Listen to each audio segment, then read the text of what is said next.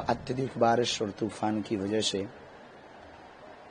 पीछे लगे हुए टेंट में प्राकृतिक आपदा हुई, उससे हृदय को बहुत दुख है। पूरे विश्व में वाणी से कार्य कम हो, चरित्र से ज्यादा कार्य होना चाहिए। इस पर किसी का जोर तो नहीं।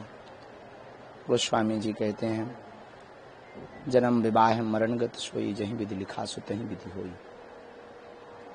तो आज के और कल के जितने भी कार्यक्रम थे वो भी विराम किए।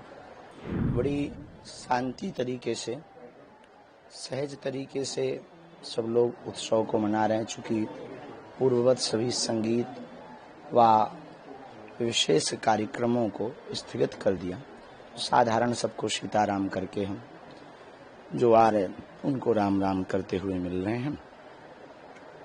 इस जन्म दिवस पर दो ही बातें हम कहेंगे कि ये जो साल हमारे जीवन का है, एक हिसाब से आयु घट भी गई और दूसरी दृष्टि से आयु बढ़ भी गई।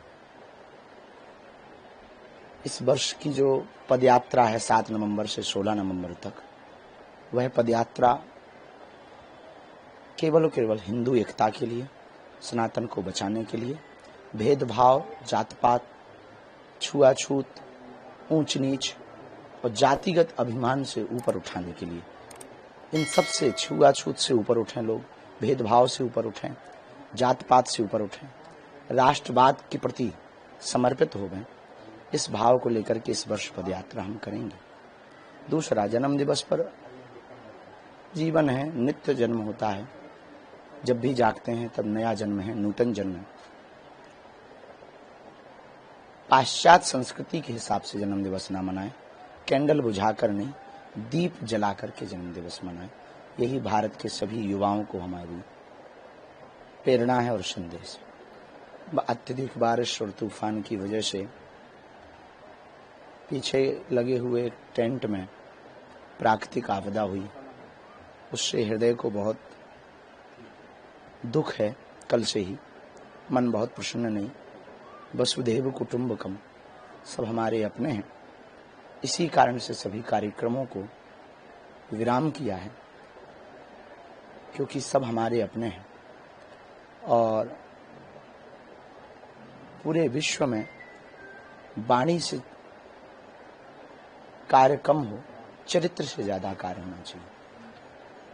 जब तक चरित्र से आप चरितार्थ करके जीवन में कार्य करके नहीं बताओगे, तब तक आपकी वाणी की बात उतनी दूर तक नहीं पहुंचे।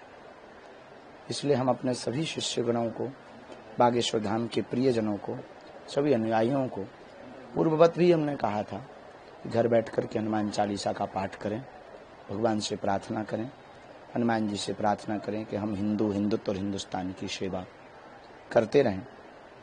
पर जो प्राकृतिक घटना कल हुई है, भगवान की इच्छा निष्ठा होगी,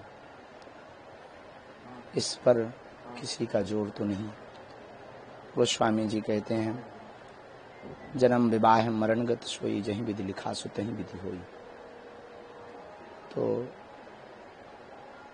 आज के और कल के जितने भी कार्यक्रम थे वो भी विराम किए। आगामी जो एक कथा थी, परिस्थितियों को देखते हुए इस कथा को भी विराम किया।